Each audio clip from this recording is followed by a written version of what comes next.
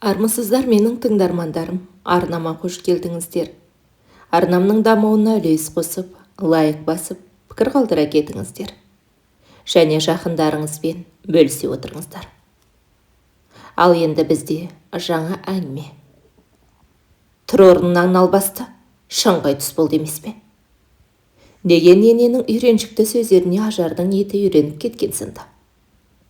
Сондағы шаңғай түсі таңғы сағат 7:30 еді. Ажардың қара шаңыраққа келін болып түскеніне 10 жылдан асты. Мазасыз ененің у аралас ащы сөздері кей сәтте Ажардың жүйкесін жұқартып, сабырын сарқылтады.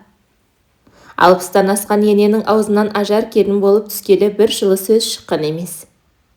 Момын шалының да құлақ етін жеп, қарғап ақыры жер жастандырды. Үлкен қызы да шешесіне тартқан көк толы. Бір қыз, бір ұлдан соң бала сүйе алмаған әйел бар үшін момын күйеуінен алса керек. Ажардың күйеуі ерік үйдегі жалғыз ұл, анасының айтқанынан шыға алмай, үнемі аузына құм құйылып ынжықтығын бәрінен басып озады. Ажар бөлек шығып кеткісі де келеді, бірақ оның төзімділігі мен сабырлығы көп нәрсеге төтеп берді. Енесінде түсінуге тырысады. Жас кезінде өмірдің қиындықтарын көріп, жүйкесі әбден жұқарған сынды. Басында ене сөзіне ренжіп, көңілін мұң басып, көз жасын көл қылатын Ажар бұл күнде еш нәрсені көңіліне жақын алмауды үйренді. Көршілерінің де арасында сыпсың сөзін құлағын шалып, мән бермеуге тырысады. Өйткені өткенде өсекке жақын көршісі Мейрамкүл. Осы алжыған кемпірге Ажар қалай шыдап отыр екен деп кеуіне бөсіп тұр. Таң атпай ауылдан қайын әпкесі бала шағасы мен шешесінің үйіне жетіп келді. Ажар дастарханды әп-сәтте жайып жіберіп, ыстық бауырсағын пісірді. Бұл жолы келіннің үстінен шатақ құмар қайын әпкесі мін таппады. Ажар мен Еріктің тұңғыштары егіз, Мәдина мен Сәбина анасының нағыз қолғанаттары. Егіздерден кейін ерлі зайыптылар ұлды болды. Кішкентай Жәнібек әпкелерінің іш пыстырмас нағыз ермегі. Бір аптадан аса уақыт төркінінде жатқан қайын әпкенің қайтар түрі жоқ. Қызының бұлай ұзақ жатқаны шешесін ойландыра бастады. Ақыры жұмбақтың жауабы шешіліп, Камила күйеуінен ажырасатын болыпты. Күйеуі қол көтеріп, ата енесі мазасыз болғандықтан, Камила одан әрі шыдай алмай шешесіне келіпті. Шешесі де қызын ақылға шақырудың орнына екіленіп оның сөзіне сөйлей жөнелді. Ажырас ондай күйеуден, барынан жоғы. Сыртқа сыйған балам ішке де сыяр деп Камилаға жел берді. Бала шағасы мен қайын әпкесі көшіп келіп, үйді бұрыннан бетер азан-қазан қылды. Ененің айқайы аздай оған қосылған қызының ақыл бұйрықтары Ажарды мезі ете бастады. Үйдің берекесі кетіп, келіннің ішкені ірің жегені жерім болды. Тау-тау ыдыс аяқ жуып, 3 мезгіл ас жасап декреттік демалыста отырған Ажар жындануға шақ қалды. Кешкісін жұмыстан келген күйеуіне Ажар шыларман болып, апамен сөйлес, Камила кетпесе, біз кетеміз. Онымен бір шаңырақ астында тұру мүмкін емес деп қатты ашуланды. Еркінде бұның бәрін байқап жүр. Өзінің де ығыры шыққандай. Анасымен сөйлесіп бір ауыз сөз айтқан. Еркін естімеген сөзін естіді. Көк толы ене бөлмеге кіріп келінін жылуға дейін барды. Менің момым ұлымды сен сайқал қайрап анасына қарсы қойғың келді ме? Деп келінді шапалақпен тартып жіберді. Үлкен жанжалдан кейін Ажар киім кешегін жинап, балаларын алып, берекесіз үйден бесе жөнелді. Еркін екеуі бөлек пәтерге шығып, құлақтары тыншыды. Ажар Жәнібекті балабақшаға орналастырып, өзі супермаркеттің біріне сатушы болып жұмысқа орналасты. Жұмысқа шыққалы көзі ашылып, күнделікті күйбең тірліктен аз да болса құтылғанына қуанды. Еркін бұрынғы жұмысында жедел жәрдем көлігіне жүргізуші болғанына да 6 жылдай уақыт болыпты. Мәдина мен Сәбина үйлеріне жақын мектептен білім алуда. Боз уақыттарында түрлі үйірмелерге қатысады. Ұлы мен келіннің кетерінде қарғап-сілеп шығарып салған ене бұларды бөлек шыққалы мазаламады. Ұрыссыз өткен күндер расымен де бақытқа толы күндер екенін Еркіннің өзі де түсінді. Шеше сөзіне бір жалтақтап, әйелін аяп екі оттың ортасында қалған еркек үшін қазіргі сәт нағыз рахат тыныш сезім еді. Бұрындары ынжық, тұйық болып көрінетін Еркін қазір мүлде басқа адамдай ашық жарқын, сөзшең болып барады. Ажар расымен де бұл өз күйеуім бе деп таңданысын да жасыра алмады. Ене қолынан бөлек кету келіннің мүлде ойына келмеген. Қайнапкесі келіп жағдайды қиындатқан соң амалсыз солай жасауына тура келді. Анасы мен әпкесінің тым артық кеткені Еркіннің де жынына тиді. Алғаш рет әйелін қолдап, еркек ретінде өз шешімін жасады. Еркін туыстарынан анасының жағдайының мәз емес екенін естіді. Есі де кіресілі шығасылы болып қалған көрінеді. Ажар жұмыстан келген соң күйеуі мән-жайды айтып анасының жағдайын түсіндірді. Ажардың жүрегі ауырып жасы келген енесін аяп, сол жаққа жиналды. Есіктен кіре інісі мен келінін түтіп жеуге дайын тұрған Камила: «Анамның осы күйге түскеніне сендер кінәлісіңдер.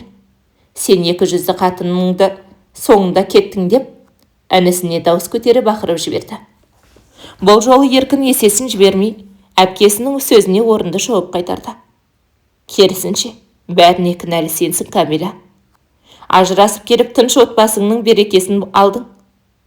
Ажарда мен де кінәлі емеспіз» деп әпкесінің бетіне тіке қараған інісі бір жеңілдеп қалғандай болды.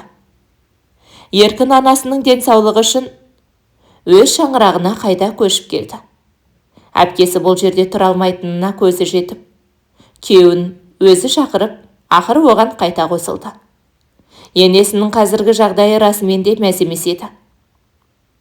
Қазір қойған затын ұмытып, өзінен өзі сөйлеп кететін әдет тауыпты. Бір жылап, бір күліп, көп жыл бұрын дүниеден өткен шалын шақырып, түсініксіз бір халде ауруханаға да жатып шықты.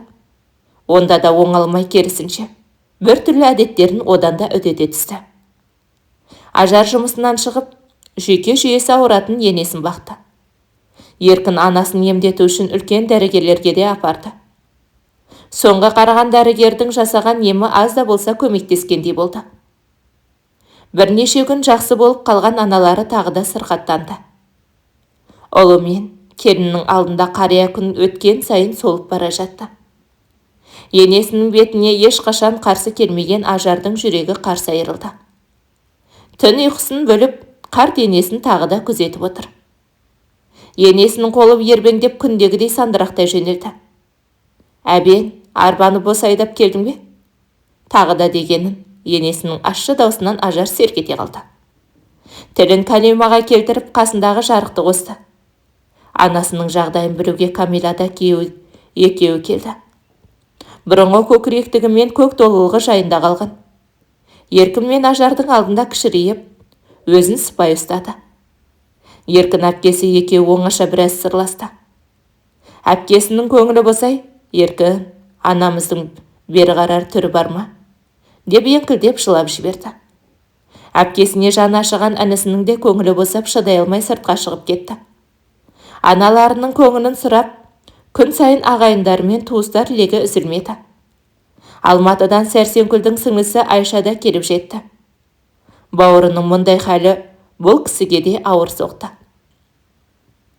Ажар алыстан келген туыстарға қазан асып, дастархан жайды. Осындай абыр-сабырмен барлығы кешке ас ішіп отырған уақытта Сәрсенкүл орнынан тұрған бойда іш көйлегімен күннің суығында далаға шығып кеткенін ешбір жан байқамады. Бөлмесіне сорпа алып кірген Ажар енесінің жоқтығын көріп, жан ұшыра бөлмелерді қарап, оны еш жерден таба алмай сарсаңға түсті. Барлығы естері шыға Сәрсенкүлді іздей бастады. Ізін суытпай анасын Еркін сырттан тапты. Бір бұрышта дірілдеп, қалшылдап, сарлы үнімен әндетіп отырған анасын қапсыра құшақтап: «Маматай, не болған сізге? Есіңізді жеңші» деп үйге алып кірді. Бұдан былай үй іші аналарын күзетіп, одан көз жазбайтын болды. Бойына жабысқан дертпен ауырғалы 1 жыл болған Сәрсенкүл қатты жүдеп, терісімен сүйегі қалды. Ажар келін болып түскенде енесі бір адамды бетіне қарап сөйлетпейтін. Етжеңді, ұзын бойлы, әйелдің күші еркектен кем түспейтін. Кезінде бірнеше жерлерде завхоз қызметін атқарып, қол астындағыларды ысқыртып отыратын. Талай адамдардың намысына тиіп, көңілдерін қалдырған кездері де аз емес. Енді ол мықтылықтың ешбір өзі жоқ. Мүсәпір жүдеген қалпы бүрісіп теріс қарап, өзімен өзі сөйлесуді қалыпты әдетке айналдырған. Тағдыр тәлкегіне ұшырағанын өзі де сезетін сияқты. Кей сәтте көзін бір нүктеге қаратып, артынан жылап сықтап ренжітіп, налытқан адамдардың аттарын атап кешірімін сұрайды. Ішетін асы сорпа мен қарасу. Сырқаттанғалы астанда қалған. Ажар енесінің бөлмесін тазалап, төсек орнын ауыстырды. Суға түсіріп киімдерінде шаңылады. Енесі риза болғандай басын изеп ыржалақтай берді. Ажар оны алғысы деп түсінді. Төсегіне жатқызып, енесінің тамағын алып келуге бара жатқан келінін сәрсенкүл қолынан шап бере ұстап, қасына отыруды бұйырды. Алғашында есі шыққан келіні шайланып отырған соң көңілі орнына түскендей болды. Енесі оған бір нәрсе айтқысы келетінін ұқтырды келіні. Апа, әуелі тамақ әкелейін. Жақсылап тамақтанып алыңыз, шаршап қаласыз. Содан соң асықпай сөйлесеміз деді. Енесі әлденеге ашуланғандай қабағын шытып, қос қолымен басын ұра бастады. Ажар зорға дегенде тыныштандырып, қасында үнсіз отырды. Енесі аздап тынышталып, бойын түзеп ыңғайлана отыра. Мен сені көп ренжіттім.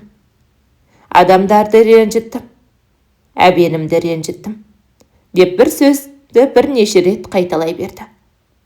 Бірдем алып, ауыр күрсінген қарт әңгімені одан әрі жалғастырды. Тағдыр тәлкегі мені осындай күйге түсірді. Тағдыр тәлкегі деп, мұңая артынан қарқылдай күліп. Жақында әбеніме барып, одан да кешірім сұраймын деп, орамалмен көзінің ұшын сүртті. Әлден уақытта жастығының астынан күміс білезігімен алтын жүзігін келініне сұна. Бұл сенікі. Ал деп қолына ұстата салды. Алмаса енесінің ашуланатынын білген келіні ыңғайсыздана қолына білезікпен жүзікті алды. Ажарды сәрсенкүл күндегіден жанында ұзақ ұстап, әлде бір мейірім жүзінде ойнағандай болды. Келіні мұны жақсы ниетке балап, апам жақсы болып кетер деп, іштей дұға тілеп қойды. Кешкі астыда тәбеттене ішкен енесі расымен де Ажарды қуанта бастады. Балаларын тамақтандырып, ас үйде жинап, Ажар енесінің қасына келді. Үстіне жылы жамылғысын жаба бергені сол еді. Енесінің қолы мұздай болып, Ажардың денесін тітіркендірді. Жүрегі әлде бір сұмдықты сезгендей, апа, сізге не болды? Апа деп, келіні даусын қатты шығарды. Бірақ енесінен еш жауап болмады. Көзі бұлдырап бас айналып орнынан зорға тұрған Ажар еркінді шақырды.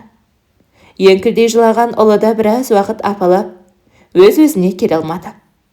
Шүйке жүйесі шаршап бойына жабысқан сырқат, сәрсенкүл қартты ақыры алып тынды.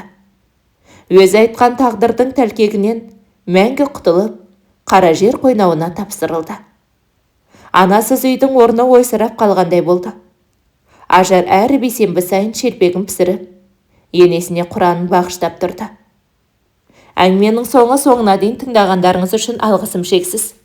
Әңгіме ұнаса лайк басып, пікір қалдыра кетіңіздер. Және жақындарыңызбен бөлісе отырыңыздар.